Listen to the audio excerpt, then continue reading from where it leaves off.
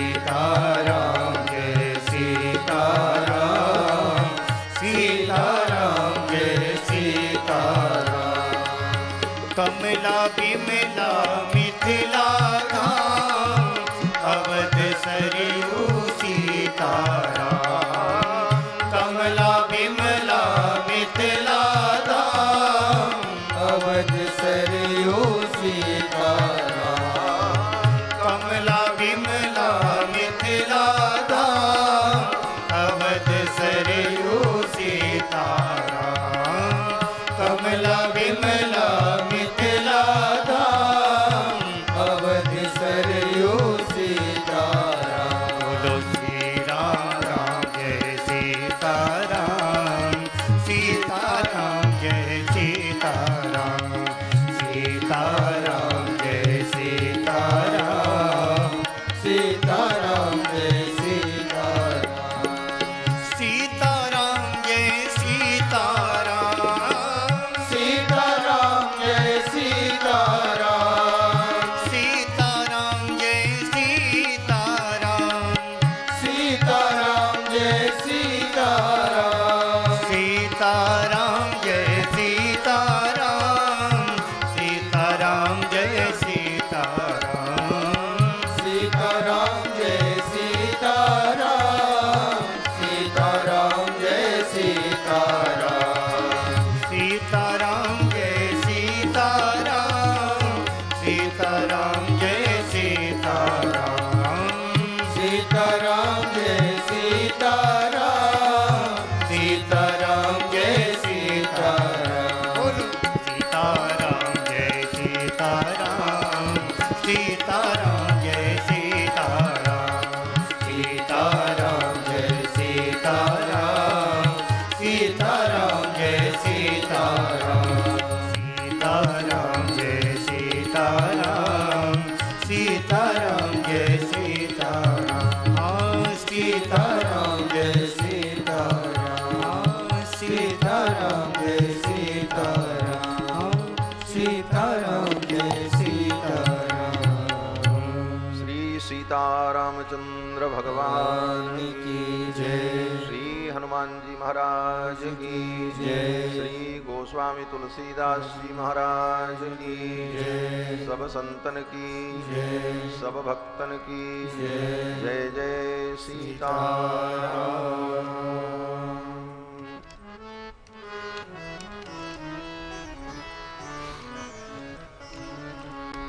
परमाध्यक्ष अनंत कोटि ब्रह्मांड नायक सर्वेश्वरेश्वर पुराण पुरुषोत्तम भगवान श्री सीतारामचंद्र जी भगवान की कथा के सुरसिक श्रोता आंजनेय श्री हनुमंत लाल जी महाराज, जिनकी भावमयी उपस्थिति भगवान की कथा में सर्वदा सर्वत्र विद्यमान रहती है। इस श्री राम कथा महोत्सव के यजमान दंपति सपरिवार सपरिकर, उनके समस्त बंधु बांधव, दूर दूर से आए हुए समस्त श्रद्धालु श्रोता बंधुओं, धर्मानुरागी सज्जनों, श्रद्धामयी माताओं, भगवान की मंगलमयी कृपा के फलस्वरूप राम जन्म महोत्सव के पावन अवसर पर श्री अवध धाम में विराजमान होकर भगवान की मंगलमयी कथा को अपनी गति और मति के अनुकूल हम सभी लोग श्रवण कर रहे हैं। आज इस श्री राम कथा महोत्सव का अष्टम दिवस है। कल कथा विश्राम को प्राप्त करेगी। भगवान की कथा हमें भगवत भाव से भर देती है। भगवान की कथा हमें भगवत भाव के सागर में डुबो देती है। अगर भव सागर में डूबने से बचना चाहते हो तो एक उपाय है, और वो उपाय ये है कि भाव के सागर में डूब जाओ। भव सागर से बचने का यही उपाय है कि हम भाव के सागर में डूब जाएं, और भाव के सागर में भगवान की कथा हमें डुबोती है। भव सागर चह पार जो पावा, राम कथा ताकह दृढ़ नावा। भवसागर चह पार जो पावा, भवसागर चह पार जो पावा, भवसागर चह पार जो पावा, भवसागर चह पार जो पावा। राम कथा ता कह दृढ़ नावा, राम कथा ता कह दृढ़ नावा, राम कथा ता कह दृढ़ नावा, राम कथा ता कह दृढ़ नावा। भवसागर चह पार जो पावा, भवसागर चह पार जो पावा, भवसागर चह पार। भव सागर से अगर हम पार जाना चाहते हैं तो भव सागर से पार जाने के लिए भगवान की कथा ऐसी दृढ़ नावका है। इस नाव में बैठकर हम निर्भय होकर संसार सागर से पार हो सकते हैं। भगवान की कथा हमें भाव के सागर में डुबो देती है तथा कथा के रूप में ही भगवान हमारे हृदय में आकर के विराजमान होती है। श्री वेदव्यास जी कहते हैं कि प्रविशति हृदि तेषां भक्ति सूत्रोपनद्धः। जब हम भगवान की कथा सुनते हैं तो कथा के माध्यम से शब्द ब्रह्म के रूप में भगवान ही कर्ण कुहरों के माध्यम से हमारे हृदय देश में प्रवेश करते हैं और हमारा हृदय भगवत भाव से भर जाता है। यही जीवन की सबसे बड़ी उपलब्धि है, यही जीवन की बहुत बड़ी सफलता है। बाकी कितना भी धन इज्जत प्रतिष्ठा कमा लो, सब यहीं रह जाएगा। झूठी शान ज्यादा दिन नहीं रहती। इसलिए बुद्धिमान व्यक्ति झूठी शान के चक्कर में नहीं पड़ता है।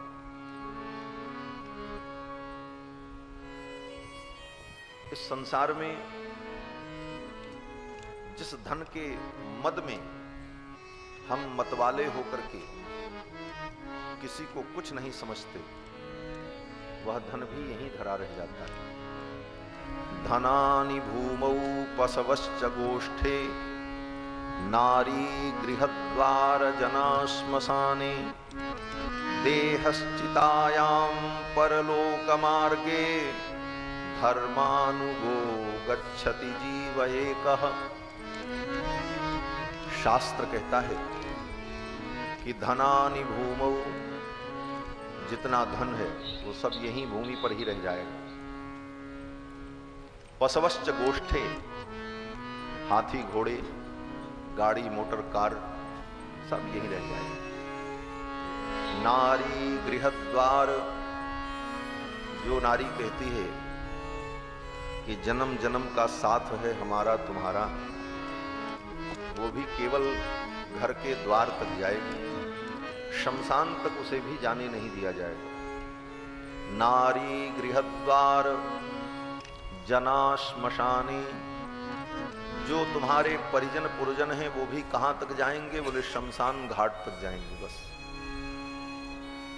जिस देह को सजाने के लिए, जिस देह को बचाने के लिए, जिस देह को सुखी और समृद्ध रखने के लिए तुमने क्या क्या पाप नहीं किए, वह देह भी चिता में जलकर राख हो जाए।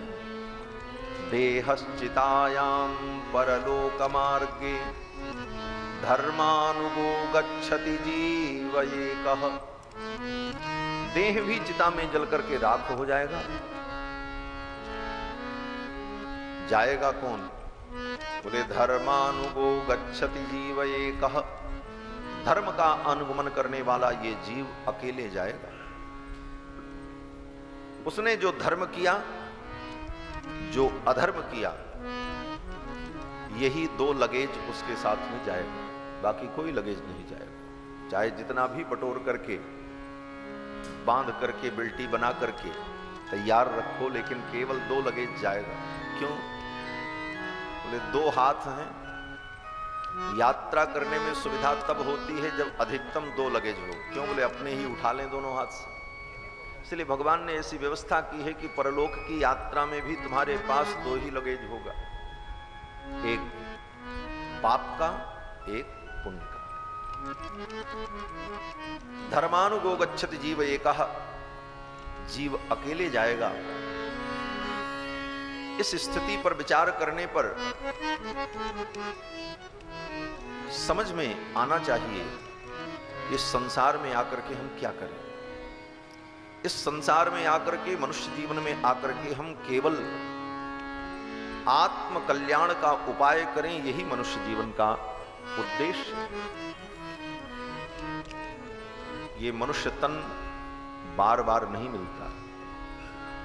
कबहु की करी करुणा नर देहि। जब भगवान कभी विशेष करुणा करते हैं, अनेक जन्मों के पुण्य प्रकट होते हैं, तब मनुष्य जीवन प्राप्त होता है। जीवे दुखाकुले विष्णोः कृपा काप्युपजायते। अपने कर्मों के परिणाम स्वरूप 84 लाख योनियों में भ्रमण करते हुए जीव के दुख को देखकर भगवान की जब करुणा समुच्छलित होती है, तो उस करुणा के परवश होकर के भगवान जीव को एक अवसर देते हैं कि मैं तुमको अब मनुष्य बना रहा हूं, बुद्धि दे रहा हूं, संसाधन दे रहा हूं, शास्त्र दे रहा हूं। शास्त्र न समझो तो शास्त्र समझाने वाले आचार्य गुरु प्रदान कर रहा हूं, सत्संग प्रदान कर रहा हूं। और इतना करने के बाद भी तुमने अपने स्वरूप को नहीं समझा, आत्म कल्याण का उपाय नहीं किया, तो तुम आत्महत्यारे हो। इस मनुष्य जीवन में आकर के जो अपनी आत्मा के कल्याण का साधन नहीं करता, ऐसे प्राणी को आत्महत्या का ही पाप लगता है। आत्मा हन गति जाए। गोस्वामी जी कहते हैं उसको वही गति मिलती है जो आत्महत्यारे को मिलती। इस मनुष्य जीवन में आकर के तुमने आत्महत्या। इसलिए मनुष्य जीवन में आकर हम भगवान का जितना भजन कर लें, साधना कर लें, भक्ति कर लें, भगवान का नाम जप लें, यही हमारी पूंजी है, यही हमारी धरोहर है और यही हमारे साथ चाहिए। हम बड़भागी हैं कि भगवान ने मनुष्य जीवन दिया। ये भगवान की सबसे बड़ी कृपा। उससे भी बड़ी कृपा भगवान की ये कि मनुष्य जीवन देकर के हाथ पैर नाक कान सारे अंग प्रत्यंग ठीक ठाक दिए। नहीं अंधा बना देते, बहरा बना देते, ना हम सुन पाते न देख पाते। ये भगवान की दूसरी कृपा है। और तीसरी कृपा, बोले भारत जैसे देश में पैदा किया, नहीं तो पैदा कर देते जापान में, थाईलैंड में, अफ्रीका में। राम कृष्ण का नाम भी सुनने को न मिलता, गंगा सरजू का दर्शन भी न होता। तो भगवान की तीसरी महती कृपा की भारत जैसे देश में जन्म दिया। जयति भारत वर्ष देश। ये देश साधारण नहीं है। आज लोग विदेश जाने के लिए लालायित रहते हैं। भारत जैसा देश पृथ्वी पर कहीं नहीं है। जयति भारत वर्ष देश यस्य पावन भूमि भागे क्रीडितुम वांछति परेश। इस पावन भूमि में क्रीड़ा करने के लिए परमात्मा भी लालायित रहता है। इसीलिए राम जी का अवतार, कृष्ण भगवान का अवतार भारत जैसे देश में होता है, अमेरिका में और इंग्लैंड में नहीं होता। जयति भारत वर्ष देश यस्य पावन भूमि भागे क्रीडितुम वांछति परेश। वो भारतवर्ष। और यहां पूर्ण प्रकृति विद्यमान है। प्रकृति की 6 ऋतुएं भारत में ही अनुभव की जाती हैं। वर्षा ऋतु, शरद ऋतु, बसंत ऋतु, ग्रीष्म ऋतु, शिशिर ऋतु, हेमंत ऋतु। 6 ऋतुएं भारत की ही प्रकृति में दिखाई पड़ती हैं, इसलिए पूर्ण प्रकृति भारत में विद्यमान है। इसीलिए प्रकृति का अधीश्वर परमात्मा भी भारत में ही अवतार लेता है। ऐसे पवित्र भारत भूमि में भगवान ने जन्म दिया, ये भगवान की उससे भी बड़ी कृपा। और उसके बाद भारतवर्ष में भी भगवान ने सनातन धर्मावलंबियों के कुल में जन्म दिया। नहीं तो बना देते, मलेच्छ बना देते, कुछ भी पैदा कर देते, बना देते। मनुष्य तो बहुत है दुनिया, लेकिन सनातन धर्मावलंबियों के कुल में जन्म दिया। और उस कुल में जन्म लेने के बाद भगवान ने ऐसा संयोग बनाया कि अयोध्या, चित्रकूट, वृंदावन जैसे तीर्थ धामों में जाने का अवसर मिले और वहां बैठ करके भगवान की चर्चा सुनने को मिले। यह भगवान की उससे भी बहुत बड़ी कृपा का फल है। लोग कहते हैं कि महाराज हमारे ऊपर भगवान की कृपा नहीं है, इससे बड़ी कृपा और क्या हो सकती। भगवान ने जो कृपा की है उस कृपा का पहले तुम अनुभव तो करो। भगवान की कृपा तो हर क्षण हमारे आपके ऊपर बरस रही है महाराज, लेकिन उस कृपा का हम अनुभव नहीं कर पाते। भगवान से ये मत कहो कि भगवान आप मेरे ऊपर कृपा करो, भगवान से ये प्रार्थना करो ठाकुर आपने सदा कृपा ही की है, लेकिन ऐसी मुझे बुद्धि दो कि मैं आपकी कृपा का अनुभव कर सकूं। कृपा तो भगवान की हर क्षण है, उनकी अगर कृपा न हो तो संसार में एक क्षण भी रहना असंभव है। परमात्मा की कृपा तो बरस रही है, लेकिन हमारा दुर्भाग्य है कि हम उस कृपा का अनुभव नहीं कर पाते। बंधुओं, कल के प्रसंग में आप सभी लोगों ने श्रवण किया कि भगवान श्री रघुनंदन पिता की आज्ञा मानकर पिता के वचन को सत्य करने के लिए वन की यात्रा पर चल पड़े और भगवान चित्रकूट पहुंचे। चित्रकूट में लक्ष्मण जी ने सुंदर पर्णकुटी तैयार की और भगवान श्री सीतारामचंद्र जी पर्णकुटी में चित्रकूट में निवास करते हैं। चित्रकूट के ठाकुर बड़े रसिक ठाकुर हैं।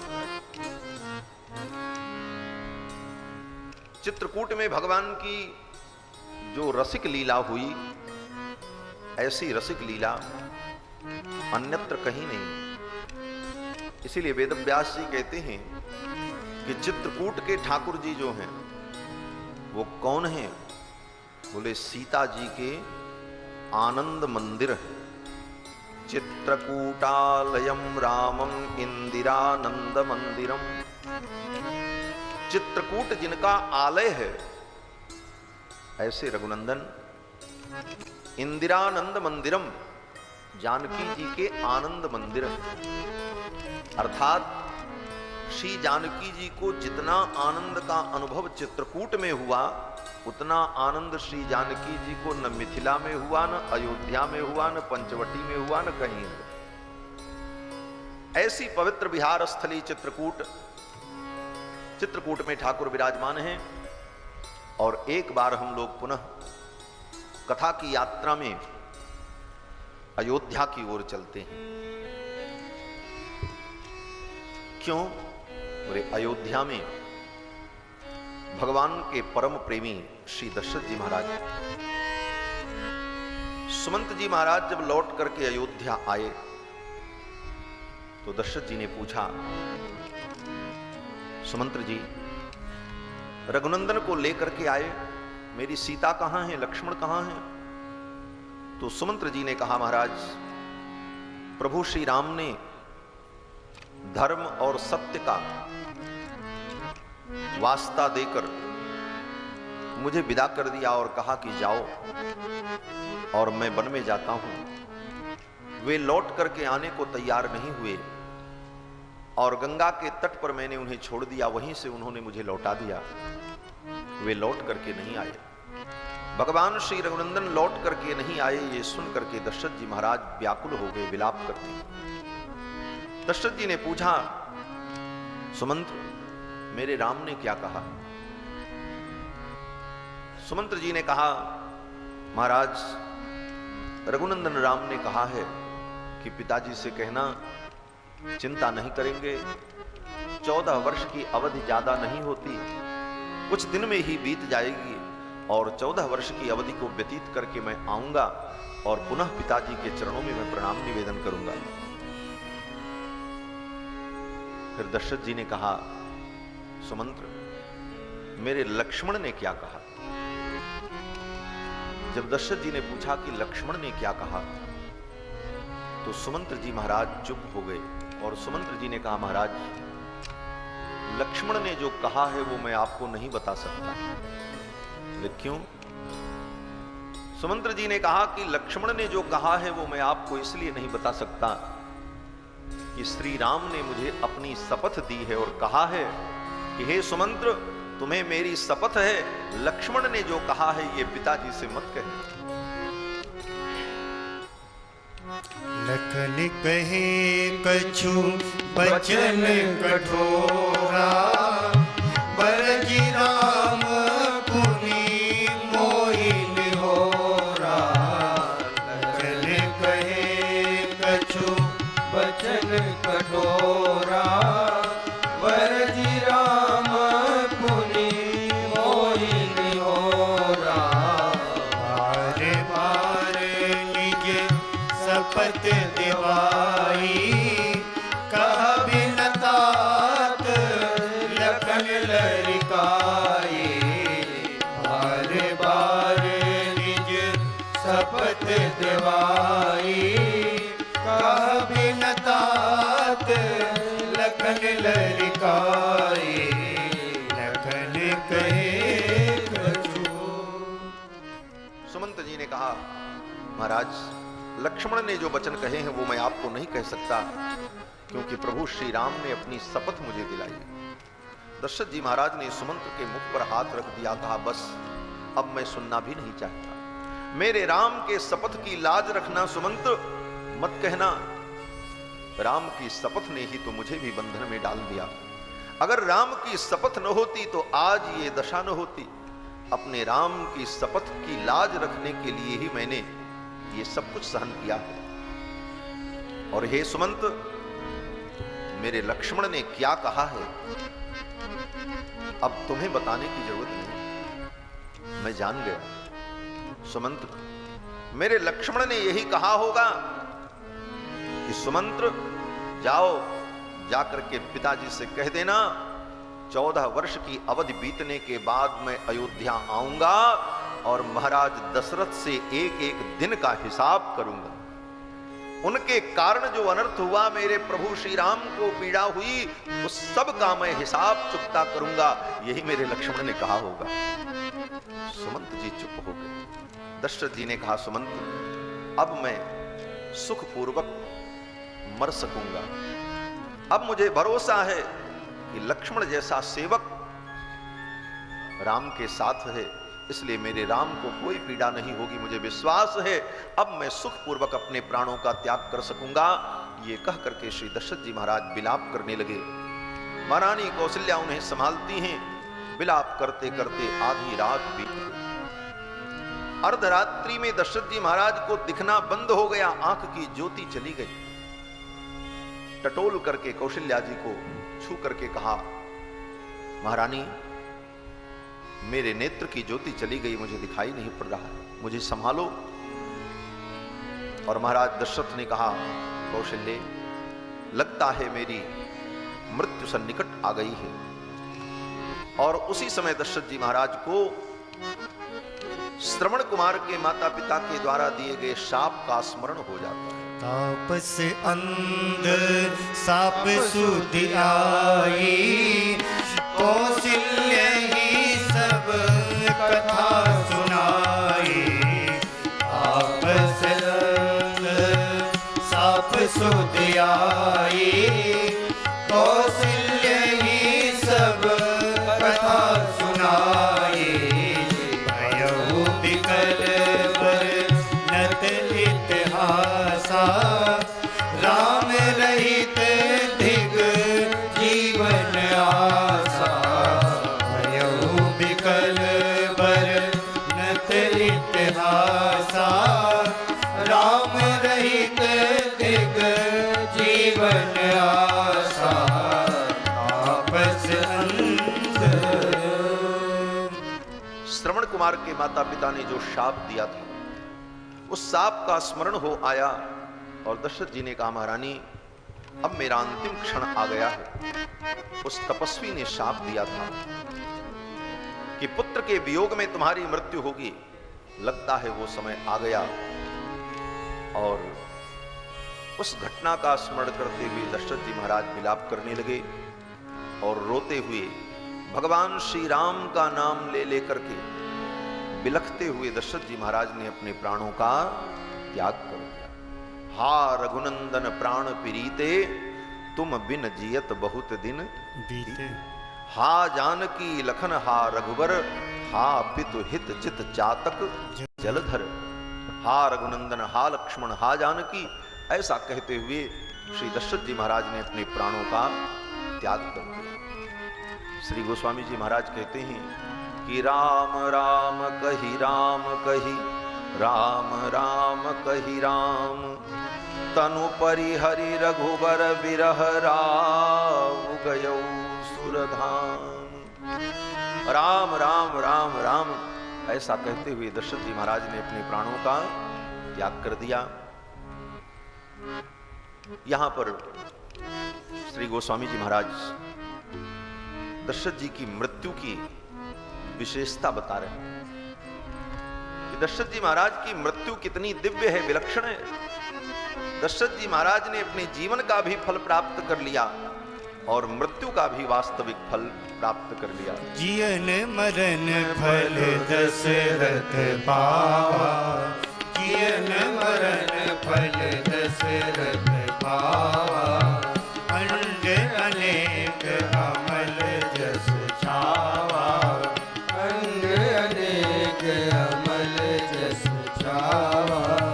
जियत राम विधु बदन निहारा, जियत राम विधु बदन निहारा, राम बिरह कर मरण सवारा, राम बिरह करि मरण सवारा।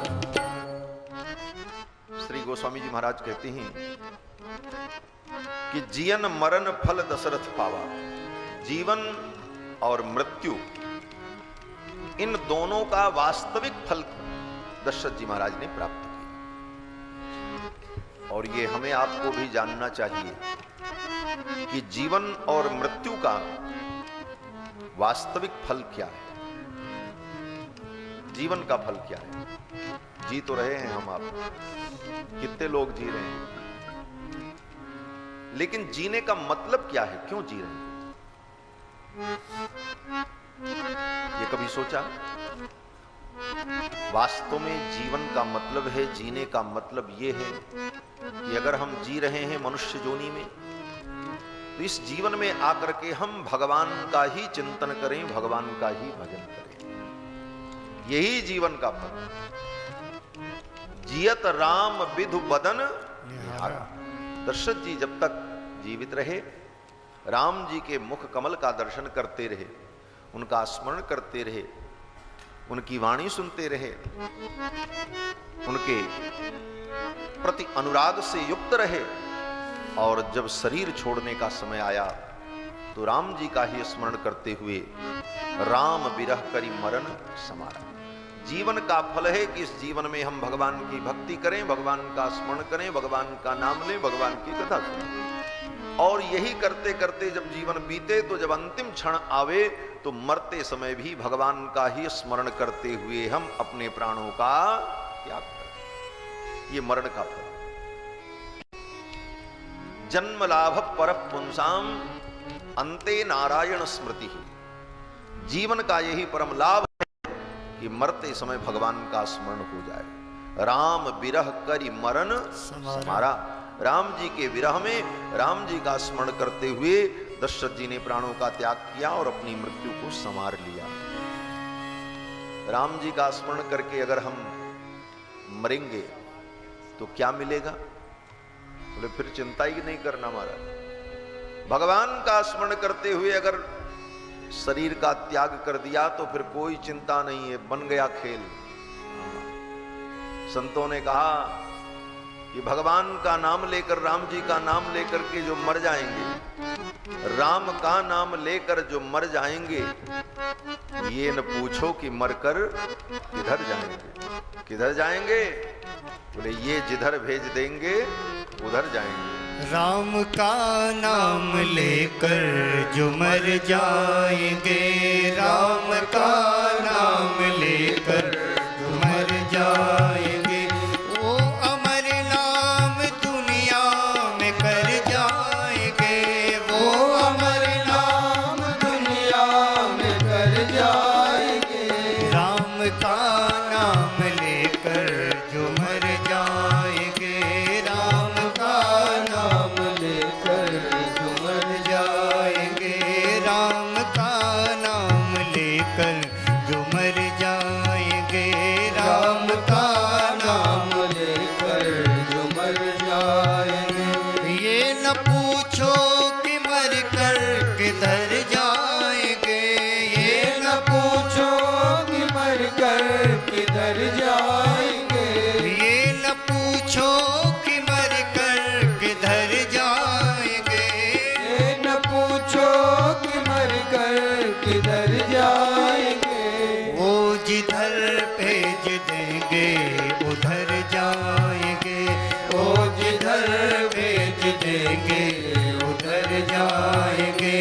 राम का नाम लेकर जो मर जाएंगे, राम का नाम लेकर जो मर जाएंगे, वो अमर नाम दुनिया में कर जाएंगे, वो अमर नाम दुनिया में कर जाएंगे।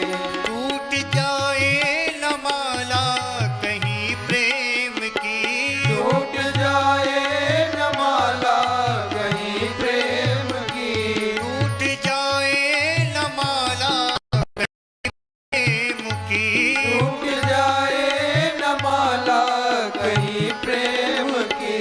कीमती ये रतन सब बिखर जाएंगे, कीमती ये रतन सब बिखर जाएंगे।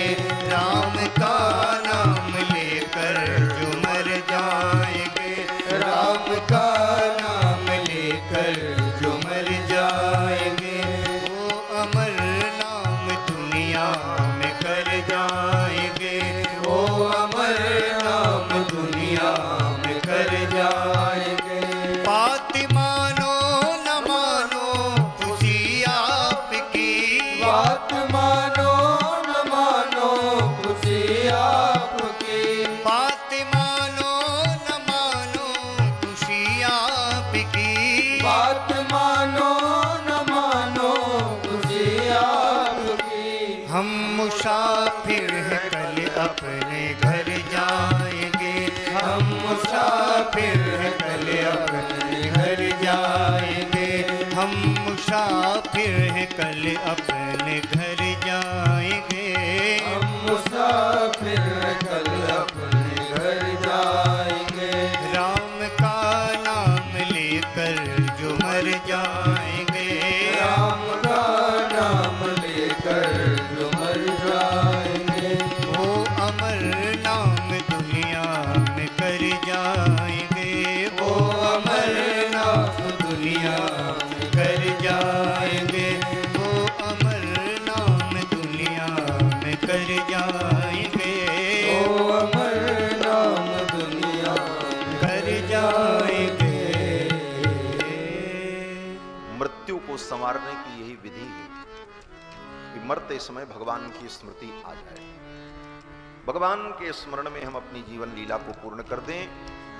यही मानव जीवन का परम लाभ, और ये लाभ दशरथ जी को प्राप्त हो गया। राम बिरह करि मरण समार। अयोध्या में शोक की लहर दौड़ पड़ी। गुरुदेव वशिष्ठ आए हैं, उन्होंने अपने ज्ञान के द्वारा, अपने उपदेश के द्वारा सभी को धैर्य धारण कराया और तुरंत दूतों को केकय देश भेजा और कहा जाओ भरत और शत्रुघ्न को लिवा करके आओ। उनसे अयोध्या का वृत्तांत मत कहना कि यहां क्या हुआ, केवल इतना कहना कि गुरुदेव ने बुलाया और अतिशीघ्र चले। दूत लोग केकय देश जाते हैं। दशरथ जी महाराज के पार्थिव शरीर को गुरुदेव वशिष्ठ ने तेल के कड़ाहे में रखवाकर सुरक्षित कर दिया। दूत लोग केकय देश गए। 7 दिन उनको जाने में लगा दूतों को, और 7 दिन में भरत जी को लेकर के आने लगे। 14 दिन। यही प्रारब्ध का विधान है।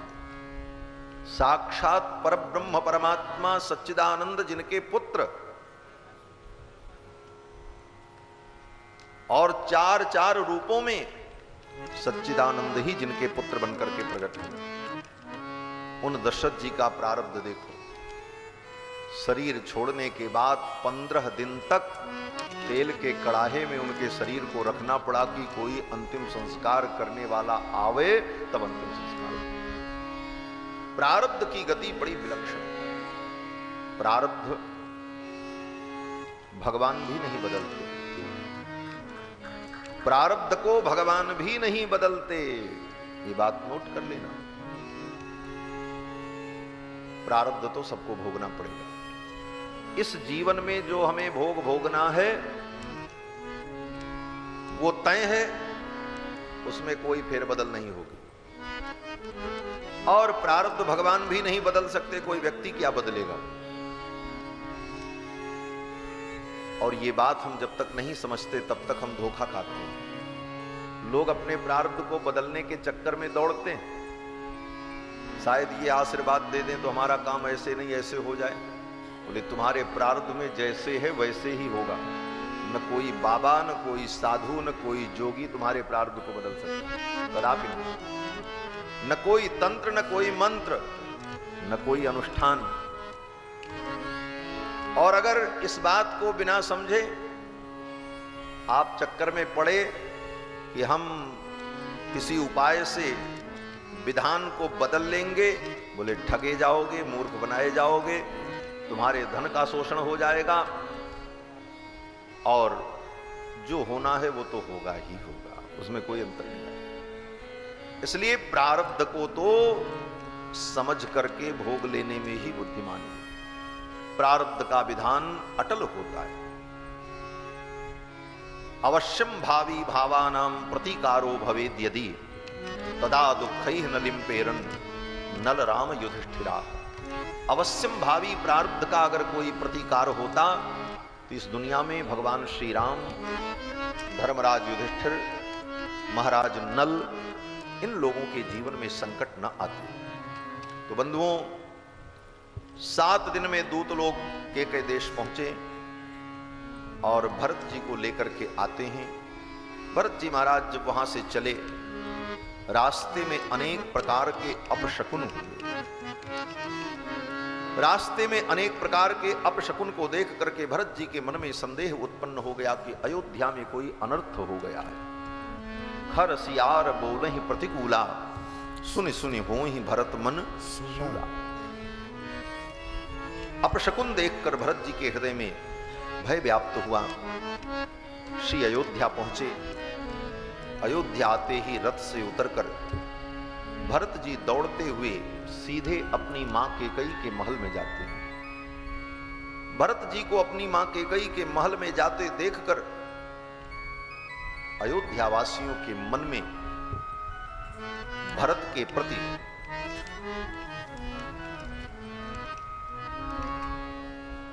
दुर्भाव पैदा हो गया। बोलो श्री सीतारामचंद्र भगवान की जय।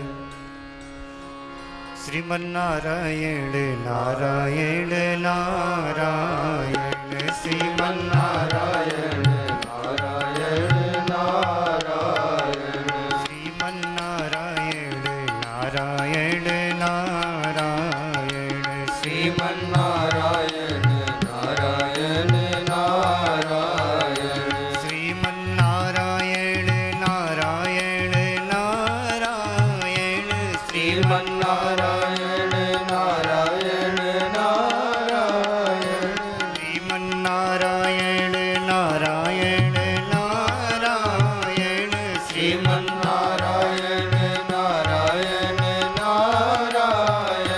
भज मन नारायण नारायण नारायण भज मन नारायण नारायण नारायण श्रीमन नारायण नारायण नारायण श्रीमन नारायण नारायण नारायण लक्ष्मी नारायण नारायण नारायण लक्ष्मी नारायण नारायण नारायण लक्ष्मी नारायण नारायण नारायण लक्ष्मी नारायण नारायण नारायण भज मन नारायण नारायण नारायण भजमन नारायण नारायण नारायण श्रीमन नारायण नारायण नारायण श्रीमन नारायण नारायण नारायण श्रीमन नारायण नारायण नारायण श्रीमन नारायण नारायण नारायण बोलो श्री सीतारामचंद्र भगवान भगवान की जय। श्री भरत जी आए तो सीधे वो अपनी मां केकई के महल में जाते। इस दृश्य को देखकर अयोध्यावासियों के मन में संदेह उत्पन्न हो गया कि भरत के मन में भी कपट है। इस षड्यंत्र में भरत की भी भूमिका है। ये सोचकर अयोध्यावासी भरत जी को संदेह की दृष्टि से देखने लगे। आपस में लोगों ने कहा कि भरत के मन में अगर कपट न होता तो आते ही भरत अपनी मां केकई के पास क्यों जाते। लेकिन भरत जी महाराज अपनी मां केकई के पास इसलिए जाते हैं कि भरत जी जानते हैं कि मेरी मां केकई प्रभु रघुनंदन से अपार प्रेम करती हैं और रघुनंदन अधिक समय तक महारानी केकई के महल में ही रहते हैं और जहां पर भैया श्री राम रहते हैं वहीं पर पिताजी भी रहते हैं, वहीं पर लक्ष्मण रहते हैं। तो मां के महल में ही सबसे हमारी भेंट हो जाएगी, संपूर्ण राज परिवार मां केकई के महल में ही मिल जाएगा।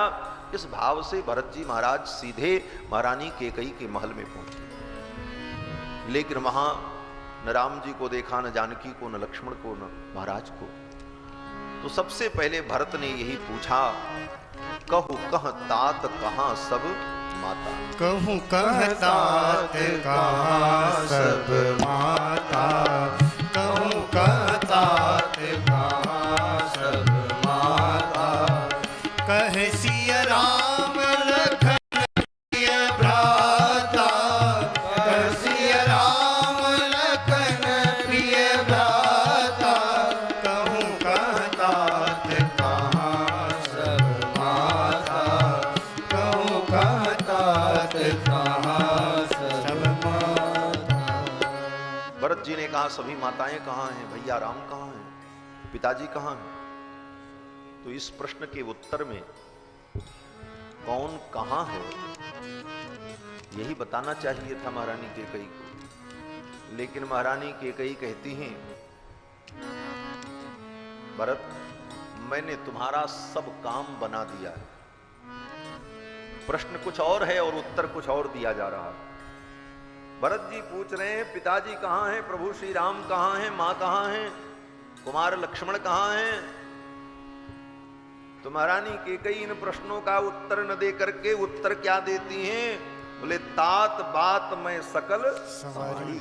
मैंने सब काम बना दिया है भरत तुम्हारा।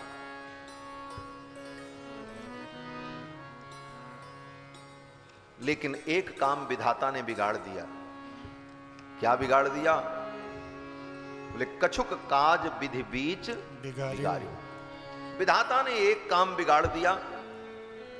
बोले क्या बिगाड़ दिया, बोले तुम्हारे पिता भूपति सुरपति पुरपग तुम्हारे पिता महाराज स्वर्ग सिधार गए।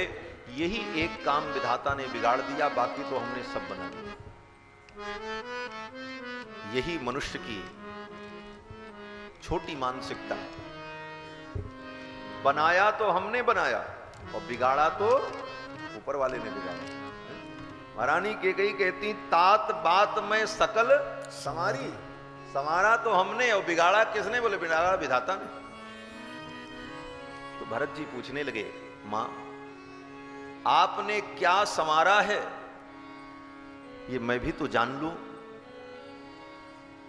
फिर तो महारानी कैकेयी ने आदिहुते सब आपन करनी कुटिल कठोर मुदित मन करनी, शुरू से अंत तक अपनी करनी का अपने मुख से ही बखान किया महारानी कैकेयी ने। पिताजी के मरण का दुख तो भरत जी को था, लेकिन उतना नहीं था। भरत जी जानते हैं ये मृत्युलोक है, पिताजी को एक दिन मरना ही था, वो वृद्ध हो चुके थे। दुख केवल इस बात का है कि अंतिम समय में उनका दर्शन नहीं कर सका। चलत न देखन पायो तो ही दुख इतना है। और दूसरा दुख ये कि पिताजी मुझे भैया राम की गोद में छोड़ देते, भैया राम के हाथों में मुझे सौंप देते तो कितना अच्छा होता। लेकिन मुझे राम जी के चरणों में सौंपे बिना पिताजी चले गए, दुख इस बात का है। लेकिन जब मां कैकेयी ने संपूर्ण करनी का वर्णन किया और भरत जी ने सुना कि प्रभु श्री राम 14 वर्ष के लिए वन चले गए, इतना सुनते ही भरत जी को पिता की मृत्यु का दुख भूल गया। भरत ही बिसर्यो पितु मरण, सुनत राम बन गवन। हेतु अपन पव जान जिय थकित रहे धरी मौन। और भरत जी को अपार कष्ट हुआ कि इस अनर्थ का हेतु मैं, मेरे कारण ही ये सब अनर्थ हुआ। और भरत जी महाराज ने अपनी मां कैकेयी को बहुत धिक्कारा, बहुत कटु वचन कहे। भरत जी ने कहा, कुल कलंकिनी राक्षसी, ऐसा वरदान मांगते समय तुम्हारी जीभ कट करके गिर नहीं गई? ऐसा वरदान मांगते समय तुम्हारे मन में पीड़ा नहीं हुई? तुम्हारे मुंह में कीड़े नहीं पड़ गए? बर मांगत मन भई नहीं पीरा, गरी न जीह मुंह पर्यु न कीरा। तुम्हारे मुंह में कीड़े नहीं पड़ गए? हा हंत विधिउ न नारी हृदय गति जानी, विधाता भी नारी के हृदय की गति को नहीं जान सकता। ऐसा कह करके भरत जी महाराज ने अपनी मां कैकेयी को बहुत कटु वचन कहे। और फिर वहां से चल करके भरत जी महाराज आते हैं और अपनी बड़ी मां महारानी कौशल्या की गोद में गिरकर भरत जी महाराज ने बहुत विलाप किया। महारानी कौशल्या ने उन्हें समझाया। भरत जी रो रो करके कहने लगे, मां इस अनर्थ में मेरी कोई सम्मति नहीं है, मुझे कुछ पता नहीं है। मां मैं निर्दोष हूं, मुझे राज्य का कोई लोभ नहीं है। जो कुछ किया है महारानी कैकेयी ने अपने मन से किया है, अपनी बुद्धि से किया है। और भरत जी महाराज रो रो करके मां कौशल्या की गोद में शपथ खाने लगे। और शपथ खाते हुए भरत जी ने कहा कि अगर प्रभु श्री राम के वनगमन में मेरी थोड़ी भी सहमति हो तो मुझे वो पाप लग जाए जो पाप मैंने नहीं किया है। जे अघ मातु पिता सुत मारे, गाय गोठ महिसुरपुर जारे। माता पिता को मारने का जो पाप होता है वो पाप मुझे लग जाए, पुत्र को मारने का जो पाप होता है वो पाप मुझे लग जाए। गाय गोठ महिसुरपुर जारे, गाय की गौशाला, ब्राह्मणों का गांव, गाय की गौशाला में ब्राह्मणों के गांव में आग लगाने का जो पाप है वो पाप मुझे लग जाए। पावों में तिनके गति घोरा, जो जननी यह सम्मत मोरा। अगर इस अनर्थ में मेरी थोड़ी भी सम्मति हो तो वो पाप मुझे लग जाए। इस प्रकार भरत जी ने शपथ खाई। वाल्मीकि रामायण में तो पूरे एक सर्ग में कई श्लोकों में भरत जी महाराज शपथ ही करते जा रहे हैं कि मित्र द्रोहे च यत् पापम तत् पापम प्रतिपद्यताम। अपने मित्र से द्रोह करने का जो पाप होता है वो पाप मुझे लग जाए। अगर प्रभु श्री राम के वनगमन में मेरी थोड़ी भी सहमति हो। उभे संदेह शयानस्य यत् पापम, उभे संदेह शयानस्य तत्पापम प्रतिपद्यताम। प्रातः काल और सायंकाल, सूर्यास्त और सूर्योदय के समय जो व्यक्ति शयन करता है उसको जो पाप लगता है वो पाप मुझे लग जाए, अगर प्रभु श्री राम के वनगमन में मेरी थोड़ी भी सहमति हो। वाल्मीकि रामायण की इस पंक्ति को पढ़ने के बाद मैंने कई बार विचार किया और कथाओं में कहता भी हूं कि ये साधारण पाप नहीं है महाराज, बहुत बड़ा पाप है। सूर्योदय के समय सोना और सूर्यास्त के समय सोना। सूर्यास्त के समय तो लोग नहीं सोते, लेकिन आजकल 90% लोग सूर्योदय के समय में बड़े ठाठ से सोते हैं। रात के 2 बजे तक जगना, 3 बजे तक, और सूर्योदय हो जाने के बाद तक सोते रहना, ये बहुत महान पाप है, बहुत बड़ा पाप।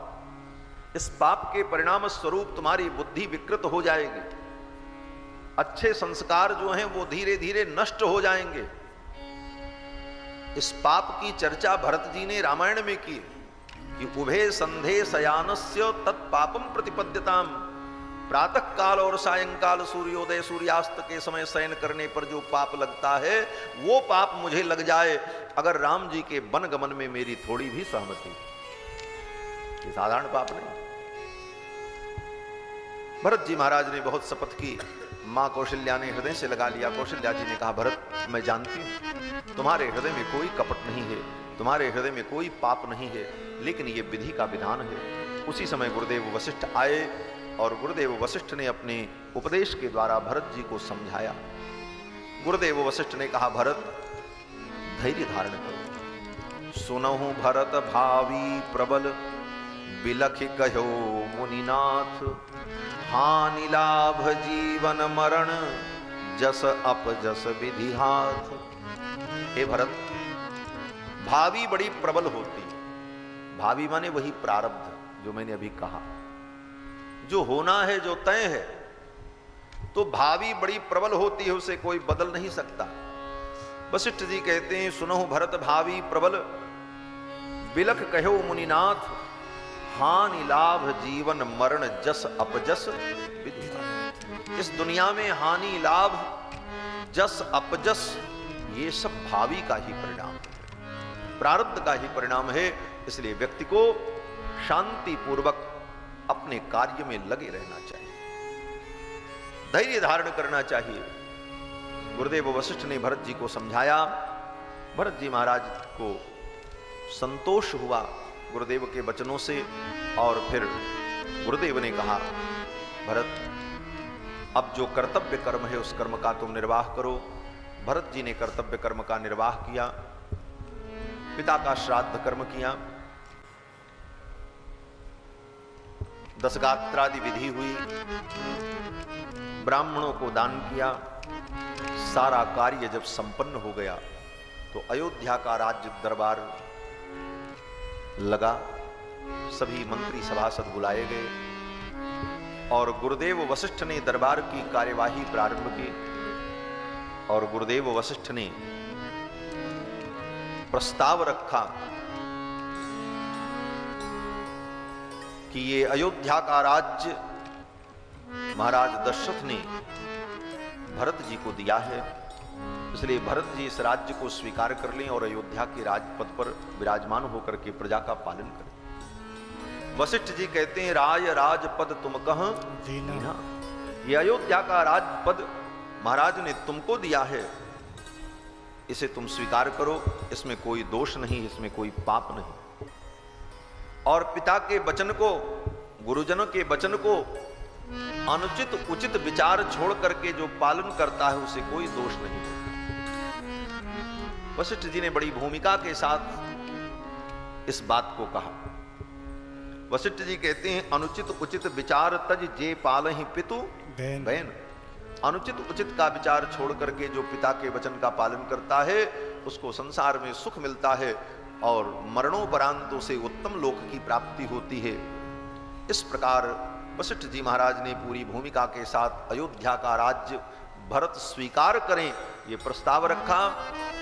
फिर उनके इस प्रस्ताव का मंत्रियों ने अनुमोदन किया, समर्थन किया। महारानी कौशल्या ने भी समर्थन कर दिया। कौशल्याधर धीरज कहई पूत पथ्य गुरु आयसु अहई। महारानी कौशल्या ने भी कहा, भरत तुम्हारे गुरुदेव जो कह रहे हैं ये तुम्हारे लिए पथ्य है और तुम्हारे लिए उचित है। जब सब लोगों ने भरत जी को अयोध्या का राज्य स्वीकार करने का प्रस्ताव दिया, भरत जी महाराज सबकी सुनने के बाद सबको उत्तर देने लगे।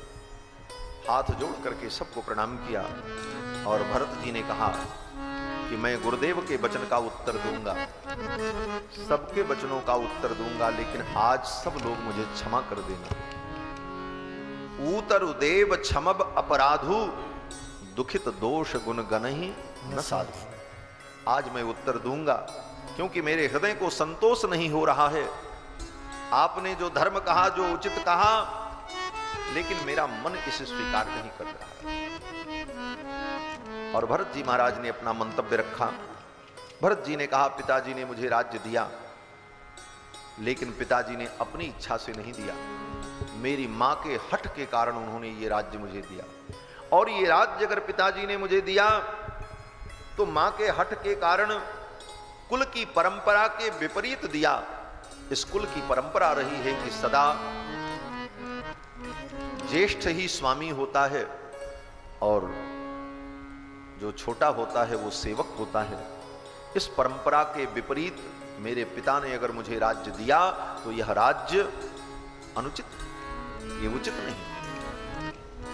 किसी दबाव में अथवा किसी संकोच में सिद्धांत के विपरीत अगर निर्णय दिया जाए तो वह निर्णय मान्य नहीं होता। इन सारी बातों को कह करके भरत जी ने फिर अपनी बात कही। भरत जी ने कहा, मेरे जैसे पापी व्यक्ति को आप लोग अगर राजा बनाओगे तो अयोध्या का राज्य रसातल में चला जाएगा। जिस भरत के राजा बनने का प्रस्ताव होते ही इतना बड़ा अनर्थ हो गया कि प्रभु श्री राम को वन में जाना पड़ा। महाराज की मृत्यु हो गई, माताएं विधवा हो गईं, अयोध्या अनाथ हो गई। जिस भरत के राजा बनाने का प्रस्ताव करने का इतना बड़ा दुष्परिणाम हुआ, वो भरत अगर अयोध्या के सिंहासन पर बैठ जाएगा तो ये तो सिंहासन के सहित पृथ्वी में चली जाएगी, अयोध्या का राज्य रसातल में चला जाएगा। मोहि राज हठ देई हो जब ही रसा रसातल जाई तब। भरत जी महाराज ने कहा कि मेरा तो मंतव्य यही है कि हम सब लोग संपूर्ण राज्याभिषेक की सामग्री को लेकर चलें और चल करके प्रभु के चरणों में प्रणाम करके उन्हें मना करके अयोध्या लेकर के आवें और प्रभु श्री राम का अयोध्या के राज सिंहासन पर अभिषेक हो। और अगर वो आने को तैयार न हो तो वहीं पर उनका राज्याभिषेक कर दिया जाए और मंत्री लोग अयोध्या के राज्य का संचालन करते रहें। और 14 वर्ष की अवधि पूरी होने के बाद प्रभु श्री राम अयोध्या में आएंगे और फिर अयोध्या का राज आनंद पूर्वक चलेगा। भरत जी ने जब ये प्रस्ताव रखा तो ये प्रस्ताव सबको अच्छा लगा।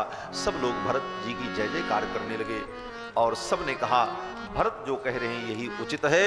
और फिर श्री भरत जी के नेतृत्व में अयोध्या के सभी लोग भगवान श्री राम को मनाने के लिए चित्रकूट के लिए चल पड़ते हैं। भरत चले चित्रकूट हो रामा राम को मनाने। भरत चले चित्रकूट हो रामा राम को मनाने। राम को मनाने सिया लखन को मनाने। राम को मनाने सिया लखन को मनाने। राम को मनाने सिया लखन को मनाने। राम को मनाने सिया लखन को मनाने। भरत चले चित्रकूट हो रामा राम को मनाने। भरत चले चित्रकूट हो रामा राम को मनाने। बेग चलो सुनिए सचिव जुहारे। बेग चलो सुनिए सचिव जुहारे। तुरक तुरक रथ नाग सवारे, तुरक तुरक रथ नाग सवारे। अरुंधति अरु अगनि समाऊ, अरुंधति अरु अगनि समाओ। रति चढ़ी चले प्रथम मुनि राऊ, रथ चढ़ी चले प्रथम मुनि राऊ। भरत चले चित्रकूट हो रामा, राम को मनाने। भरत चले चित्रकूट हो रामा, राम को मनाने। विप्र वृंद चढ़ी वाहन नाना, विप्र वृंद चढ़ी वाहन नाना। चले सकल तप तेज निधाना, चले सकल तप तेज निधाना। नगर लोग सब सजी सजी जाना, नगर लोग सब सज सज जाना। चित्रकूट कह कीन पयाना, चित्रकूट का कीन पयाना। भरत चले चित्रकूट हो रामा, राम को मनाने। भरत चले चित्रकूट हो रामा, राम को मनाने। राम को मनाने सिया लखन को मनाने, राम को मनाने सिया लखन को मनाने। भरत चले चित्रकूट हो रामा, राम को मनाने। भरत चले चित्रकूट हो रामा, राम को मनाने। राम को मनाने, राम को मनाने। भरत जी महाराज के नेतृत्व में सभी राम भक्त प्रभु श्री राम को मनाने के लिए अयोध्या से चल पड़ते हैं। और विशेषता देखो कि जब अयोध्या से भरत जी चित्रकूट के लिए चलते हैं तो इस भरत जी की यात्रा में सबसे पहले सबसे आगे कौन चल रहा है? सबसे आगे महारानी केकई चलने को तैयार है। वाल्मीकि रामायण पढ़ना, सबसे पहले महारानी केकई तैयार होती हैं कि मैं भी चलूंगी। तो कुछ लोग पीछे से बोल पड़े, जिनके मन में टीस थी, जिनके मन में दुख था, वो लोग बोल पड़े इनकी क्या जरूरत है, इनकी क्या आवश्यकता है, इन्हीं के कारण तो सारा अनर्थ हुआ है। अब ये वहां भी जाकर के कोई रचना रचने वाली है क्या? इस प्रकार की बात जब सुनी महारानी केकई ने, तो महारानी केकई ने मेघ गंभीर वाणी में कहा कि मैंने अपने राम को वन में भेजा, राम पर मेरा अधिकार है, मैंने राम को वन में भेजा है और मैं अपने राम को स्वयं मनाने जाऊंगी। और सबसे आगे महारानी केकई चलने को तैयार है। केकई जी का राम जी के प्रति जो प्रेम है, उस प्रेम को दुनिया समझ नहीं सकती। केकई जी का चरित्र बड़ा महान चरित्र है। रामायण के जितने पात्र हैं, इन समस्त पात्रों का चरित्र, किसी का चरित्र वंदनीय है और किसी का चरित्र निंदनीय है। रावण का चरित्र निंदनीय है, राम जी का चरित्र वंदनीय है। विभीषण जी का चरित्र वंदनीय है, बाली का चरित्र निंदनीय है। जिसका चरित्र निंदनीय है उसका चरित्र वंदनीय नहीं है। लेकिन एकमात्र पूरे रामायण में केकई जी ऐसी पात्र हैं जिनका चरित्र वंदनीय भी है और निंदनीय भी है। इनके चरित्र की वंदना भी है और इनके चरित्र की निंदा भी। महारानी केकई के हृदय में भगवान के प्रति अपार प्रेम। हमारे संत जन तो कहते हैं कि ये सब योजना मां बेटे की थी। महाराज जब राम जी को राजा बनाने की योजना बना रहे थे तो भगवान श्री राम मां केकई के पास आए और आकर के प्रभु श्री राम ने कहा, महारानी, माँ, पिताजी कल मुझे राजा बनाना चाहे। महारानी कैकेयी ने कहा, मैं भी चाहती हूं बेटा तुम राजा बन जाओ, लेकिन आज तक जितने राजा हुए, जैसे राजा हुए वैसा राजा मैं तुम्हें नहीं देखना चाहती। बोले तब? महारानी कैकेयी ने कहा, मैं चाहती हूं कि ये राज्य शब्द तुम्हारे नाम के साथ सदा सदा के लिए जुड़ जाए। तुम्हारा राज्य ऐसा राज्य, आने वाले युगों में लाखों वर्षों तक, करोड़ों वर्षों तक लोग यही कहें, कहीं भी अच्छा राज्य हो तो लोग यही कहें यहां पर राम राज्य। ये राज्य शब्द तुम्हारे नाम के साथ जुड़ जाए। महारानी कैकेयी ने कहा, जैसे रघुवंश के जितने राजा हुए सभी सत्यवादी हैं, लेकिन सत्य तो केवल हरिश्चंद्र के साथ जुड़ा। सत्यवादी राजा हरिश्चंद्र, सत्यवादी तो सभी थे। रघुकुल रीति सदा चली आई, प्राण जाए पर वचन न जाई। रघुकुल के सभी राजा सत्यवादी होते आए, लेकिन सत्यवादी होने का गौरव, ये सत्यवादी शब्द अगर किसी के साथ जुड़ा तो हरिश्चंद्र के साथ। बड़े बड़े दानी हुए, लेकिन दानवीर की जब बात आती है तो दानवीर किसे कहा जाता? बोले दानवीर कर्ण। दानी बड़े बड़े हुए, लेकिन सबसे बड़ा दानी अगर किसी को कहा जाता है तो सबसे बड़े दानी कौन? बोले राजा बलि। राजा बलि से बड़ा कोई दानी नहीं, जिन्होंने अपना सर्वस्व दान कर दिया। इसीलिए आज दुनिया में कोई व्यक्ति अपना सब कुछ लुटा देता है तो लोग कहते हैं, महाराज इन्होंने तो अपना सब बलिदान कर दिया। ये बलिदान का मतलब यही है। बलिदान का मतलब किसी को बलि चढ़ा देना, ये मतलब नहीं। बलिदान का मतलब कि बलि ने जिस प्रकार अपना सब कुछ न्यौछावर कर दिया, इतना बड़ा त्याग किया, तो दान शब्द बलि के साथ जुड़ा। महारानी कैकेयी कहती, मैं चाहती हूं कि ये राज्य शब्द तुम्हारे नाम के साथ। राम जी ने कहा, इसके लिए क्या करना होगा? महारानी कैकेयी ने कहा, इसके लिए तुम्हें अपनी प्रजा के दुख को, अपनी प्रजा की समस्या को समझना होगा। अगर तुम महल में पल करके, महल में रहकर, महल में राजा बन करके बैठे रहोगे तो प्रजा के दुख को कभी नहीं समझ पाओगे। और जब तक प्रजा के दुख को नहीं समझोगे और उस दुख की निवृत्ति का उपाय नहीं करोगे, तब तक तुम्हारा राज्य सुदृढ़ नहीं होगा। इसलिए राम, राजा बनने के पहले तुम संपूर्ण प्रजा के दुख को देखो, उनकी समस्याओं को समझो, उसका निराकरण करो। उसके बाद अयोध्या के सिंहासन पर अगर विराजमान होगे तो तुम्हारा राज्य अद्भुत होगा। भगवान श्री राम ने कहा, इसके लिए मुझे क्या करना पड़ेगा? महारानी कैकेयी ने कहा, बेटा इसके लिए तुम्हें वन में जाना पड़ेगा। राम जी ने कहा, पिताजी तो मुझे कल राजा बनाना चाहते हैं, वो मुझे वन में जाने नहीं देंगे। महारानी कैकेयी ने कहा, मैं तुम्हें वन भेजूंगी।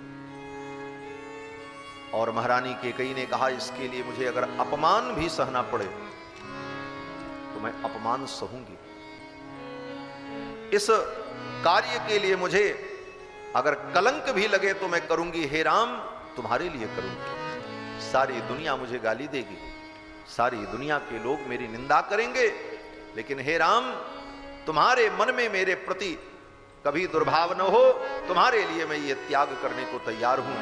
और महारानी कैकेयी ने प्रभु श्री राम के लिए इतना बड़ा त्याग किया है। इसीलिए भगवान श्री राम ने कभी अपनी मां कैकेयी को दोष नहीं दिया। और अगर कोई कैकेयी को दोष देता है तो राम जी क्या कहते हैं? दोष दे जननी जड़ते, दोष दे जननी जड़ते, जिन गुरु साधु सभा नहीं से, जिन गुरु साधु सभा नहीं से, जिन गुरु साधु सभा नहीं से, जिन गुरु साधु सभा नहीं से, दोष दे जननी जड़ते, दोष दे जननी जड़ते, दोष दे जननी। भगवान कहते हैं कि जो व्यक्ति मेरी मां को दोष देगा, मां कैकेयी को, वो कौन है? भगवान कहते हैं वो जड़ बुद्धि है, वो मूर्ख है। दोष देई जननी जड़ देई, जेहि गुरु संत सभा नहीं सी। जिसने गुरु की, संत की, ज्ञानियों की सभा का सेवन नहीं किया, वही व्यक्ति महारानी कैकेयी को दोष देगा। राम जी ने कभी मां कैकेयी को दोष नहीं दिया। और इस यात्रा में सबसे आगे महारानी कैकेयी चलती है प्रभु को मनाने के लिए। यात्रा चल पड़ी, श्रृंगवेरपुर पहुंचते हैं। निषाद राजगुह को लगा कि भरत इतनी बड़ी सेना लेकर के जा रहे हैं, कहीं मेरे प्रभु का अनिष्ट न कर दें, लेकिन मैं इन्हें गंगा पार उतरने नहीं दूंगा। निषाद राजगुह ने अपने सेवकों को तैयार कर दिया। तब तक एक वृद्ध निषाद को शकुन हुआ और उसने कहा, नहीं नहीं, भरत जी पवित्र भाव से जा रहे हैं, इनके मन में दुर्भाव नहीं है। क्योंकि ऐसे शकुन हुए हैं। फिर तो सभी लोगों ने भरत जी का स्वागत किया। फिर वहां से भरत जी महाराज सबको लेकर के गंगा पार करके तीर्थराज प्रयाग पहुंचते हैं। तीर्थराज प्रयाग में भरद्वाज मुनि के आश्रम में एक रात्रि विश्राम करते हैं। भरद्वाज मुनि ने भरत जी के स्वागत के लिए अद्भुत व्यवस्था की, क्योंकि साथ में प्रजा थी, माताएं थी, सेना थी। श्री भरद्वाज मुनि ने अपने तपोबल से सुंदर सुंदर महल प्रकट कर दिए। एक एक व्यक्ति के ऊपर 8-8 सेवक, इतनी बड़ी व्यवस्था की थी भरद्वाज जी। ये मैं ऐसे नहीं कह रहा हूं, ये प्रामाणिक बात। श्रीमद् वाल्मीकि रामायण में महर्षि वाल्मीकि ने वर्णन किया कि एक एक अयोध्यावासी की सेवा के लिए 8-8 नौकर की व्यवस्था, सेवक की व्यवस्था भरद्वाज जी ने किया। अब सोचो कितनी बड़ी व्यवस्था रही। और हर ऋतु के फल वृक्षों में प्रकट हो गए। सारे वृक्षों में बिना ऋतु के ही फल लग गए। ऐसी अद्भुत व्यवस्था की भरद्वाज जी ने। और आए हुए उन अयोध्यावासियों को भरत जी के परिजनों के स्वागत के लिए स्वर्ग से भरद्वाज मुनि ने अप्सराओं को नृत्य करने के लिए बुलाया था अपने तपोबल से। तिलोत्तमा, रंभा, उर्वशी, ये सारी अप्सराएं, मेनका, उन अयोध्यावासियों के स्वागत में नृत्य करने के लिए स्वर्ग से बुलाई गई और भरद्वाज जी ने उनको बुलाया। हाहा हूहू गंधर्व, तुम्बरू नाम के गंधर्व गायन करने के लिए स्वर्ग से आए। ऐसी दिव्य व्यवस्था श्री भरद्वाज मुनि ने अयोध्यावासियों की सेवा के लिए की। अब महाराज इस सेवा को देखकर, इस व्यवस्था को देखकर जितने अयोध्यावासी थे, जो जो उस यात्रा में थे, सब इतने आनंदित हुए महाराज कि कुछ क्षण के लिए तो राम जी को भूल गए राम। अयोध्यावासियों ने आपस में यही कहा कि भैया अब भरत जी को अगर चित्रकूट जाना है तो वो जाएं, और जिसको अयोध्या जाना है वो अयोध्या जाए। अब तो हम न अयोध्या जाएंगे न हम चित्रकूट जाएंगे, हम तो यहीं रहेंगे, क्योंकि ये आनंद तो अब कहीं मिलने वाला। ये स्थिति थी, लेकिन ये कुछ क्षण के लिए ही था, कुछ क्षण के लिए। भगवान की माया बड़ी विलक्षण है। बड़े बड़े ज्ञानियों को भी कुछ क्षण के लिए मोहित कर देती है, और ऐसा ही कुछ वहां पर हुआ। भरद्वाज जी के द्वारा उस वैभव को प्रकट करने पर अयोध्यावासी व्यामोहित हो गए और कुछ क्षण के लिए उस मोह में पड़कर, उस आनंद में पड़कर के राम जी को भूल गए। लेकिन पुनः उन्हें राम जी की याद आई। और भरत जी बोले, भरत जी तो रात भर रहे लेकिन किसी वस्तु की ओर देखा ही न, कुछ खाया न पिया। श्री गोस्वामी जी महाराज कहते हैं, संपत्ति चकई भरत चक मुनि आय सुखिलवारे। संपत्ति चकई भरत चक मुनि आय सुखिलवारे। तेहि सियासम पिंजरा राखे भाबिलुसारे।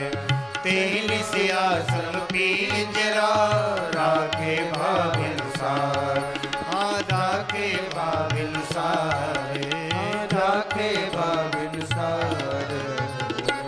संपत्ति चकई भरत चक, जितनी संपत्ति वैभव भरद्वाज जी ने अपने तपोबल से प्रकट किया था वो सब क्या है?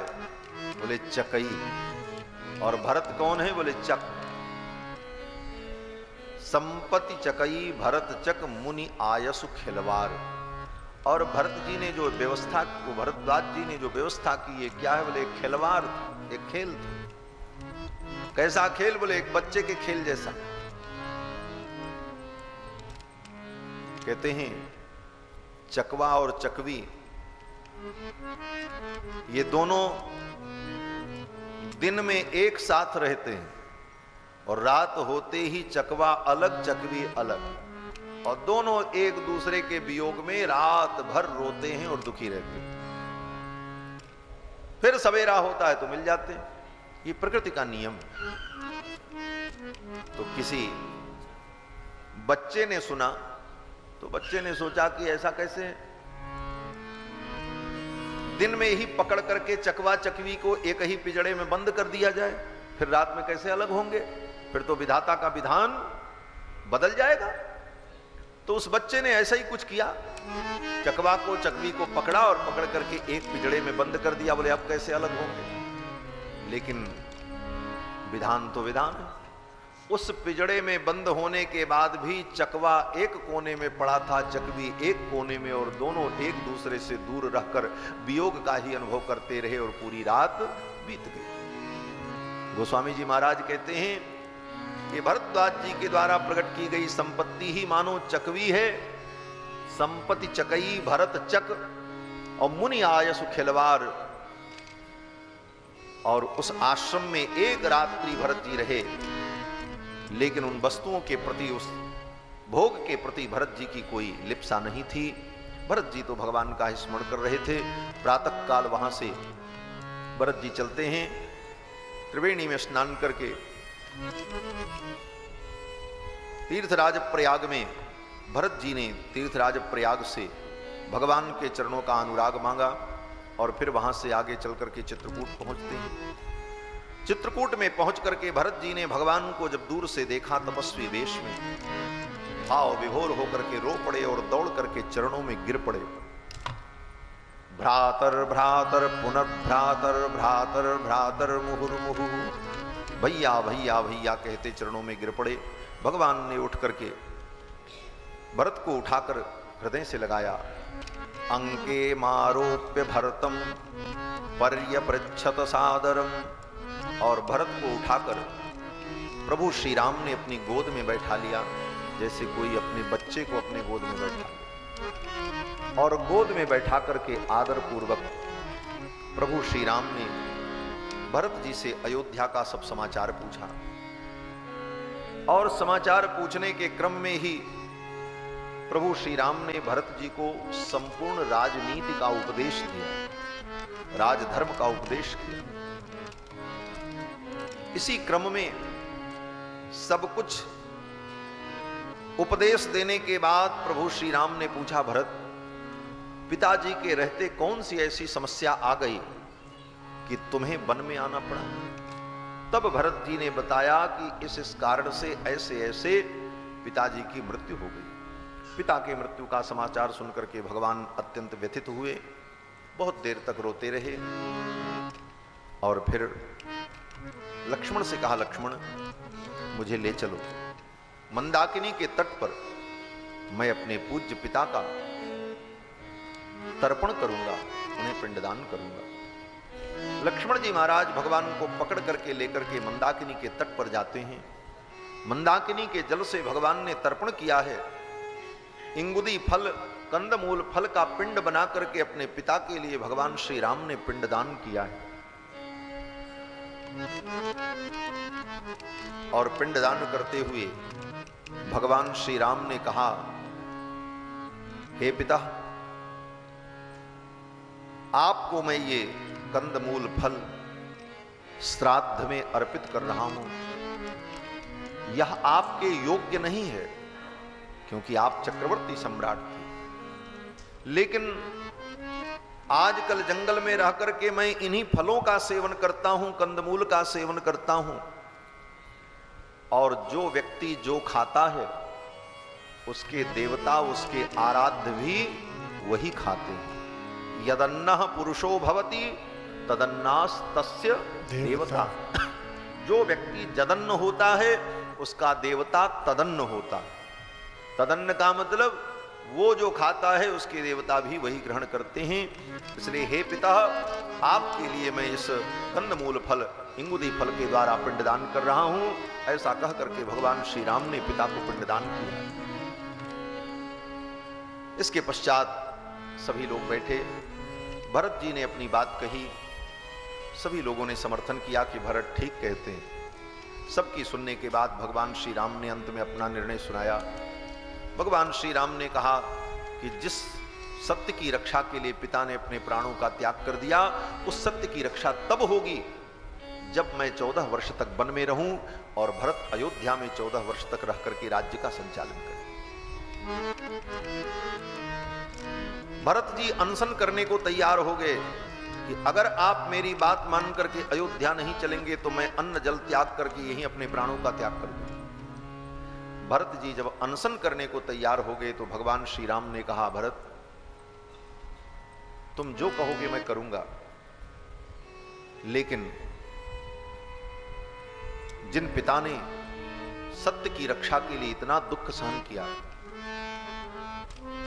सत्य की रक्षा के लिए प्राण तक का त्याग कर देना पड़ा, उन पिता के सत्य की रक्षा तभी होगी जब तुम 14 वर्ष अयोध्या में रह करके राज्य का संचालन करोगे और मैं वन में रहूं। रही बात अयोध्या के राज्य की, तो भरत तुम अगर यहां तक न आए होते तो मैं कभी लौट करके अयोध्या न आता। सदा सदा के लिए मैं वन में ही रहता, लेकिन तुम्हारे प्रेम को देख करके अब मैं ये विचार करता हूं कि 14 वर्ष के बाद मैं अयोध्या लौट करके चलूंगा और तुम कहोगे मैं राज्य स्वीकार कर लूंगा, लेकिन 14 वर्ष मुझे वन में रहना है और तब तक तुम्हें अयोध्या में रह करके राज्य का संचालन करना चाहिए। यही उचित है और यही धर्म है। अब बताओ भरत, तुम क्या कहना चाहिए? अब तुम जो कहो मैं करने को तैयार हूं। भगवान श्री राम की इन बातों को सुनकर भरत जी महाराज समझ गए और भरत जी ने विचार किया कि कभी सेवक को अपने स्वामी को संकोच में डालकर अपने हठ को पूर्ण कराना यह उचित नहीं। सेवक अपने हठ की पूर्ति के लिए स्वामी को संकोच में डाले, यह धर्म नहीं है। इसलिए भरत जी महाराज ने कहा, प्रभु जिसमें आपकी प्रसन्नता होगी वो मैं करूंगा। अब आप जो आज्ञा करेंगे वो मैं करूंगा। तो प्रभु श्री राम ने कहा, मेरी यही आज्ञा है कि आप सबको लेकर के अयोध्या जाओ और 14 वर्ष तक अयोध्या के राज्य का संचालन करो। 14 वर्ष की अवधि पूर्ण होने पर मैं लौट करके अयोध्या आ जाऊंगा। भरत जी मान गए और भरत जी ने कहा, प्रभु अयोध्या के इस गुरुतर भार को मैं कैसे वहन कर पाऊंगा? मेरे वश की बात नहीं है कि मैं अयोध्या के राज्य का संचालन कर सकूं। कोई आधार हो, मेरा कोई सहारा हो, जिस सहारे मैं 14 वर्ष की अवधि को पूर्ण कर सकूं और अयोध्या के राज्य का संचालन कर सकूं। तो भगवान श्री राम ने कृपा करके अपनी पादुका भरत जी को प्रदान कर। प्रभु करी कृपा पांवरी। अयोध्या से राज्याभिषेक की सामग्रियों में जो चरण पादुका भी आई थी, स्वर्ण मंडित चरण पादुका, उस चरण पादुका पर भगवान श्री राम खड़े हो गए। अधिरोहार्य पादाभ्याम पादुके हेम भूषिते। स्वर्ण मंडित उन पादुकाओं को भगवान ने धारण किया और फिर भगवान पादुकाओं से उतर गए और फिर भगवान ने कहा, एते ही सर्वलोकस्य योगक्षेमं विधास्यतः। भगवान ने कहा, भरत ये मेरी पादुकाएं ही समस्त लोगों के योग और क्षेम का विधान करे। योग क्षेम का विधान कौन करता है? बोले भगवान करते हैं। गीता में भगवान कहते हैं, अनन्यास चिंतयन्तो माम ये जना पर्युपासते तेषाम नित्याभियुक्तानाम योगक्षेमम वहाम्यहम्। योग और क्षेम का वहन भगवान करते हैं। और वाल्मीकि रामायण में भगवान भरत जी से कहते हैं कि एते ही सर्वलोकस्य योगक्षेमम विधास्यतः, ये मेरी पादुकाएं संपूर्ण लोकों के योगक्षेम का वहन करेंगी। अर्थात जो काम भगवान करते हैं वही काम भगवान की पादुका करेगी। इति सिद्धम, तात्पर्य ही हुआ जो कार्य भगवान का है वही कार्य भगवान की पादुका भी कर सकती। भगवान कहते हैं एते ही सर्वलोकस्य योगक्षेमम विधास्यतः। बल्कि वहां पर तो भगवान ने ये कहा कि अनन्यास चिंतयन्तो माम ये जना पर्युपासते तेषाम नित्याभियुक्तानाम। जो अनन्य होकर के मेरा चिंतन करते हैं, मेरा भजन करते हैं, उनके योग और क्षेम का मैं वहन करता हूं। जो मेरे शरणागत होते हैं उनके योग और क्षेम का मैं वहन करता हूं। लेकिन रामायण में भगवान कहते हैं कि मेरी ये पादुकाएं सबके योगक्षेम का वहन करेंगी। एते ही सर्वलोकस्य योगक्षेमम विधास्यतः, ये समस्त प्राणियों के योग और क्षेम का विधान करेंगे।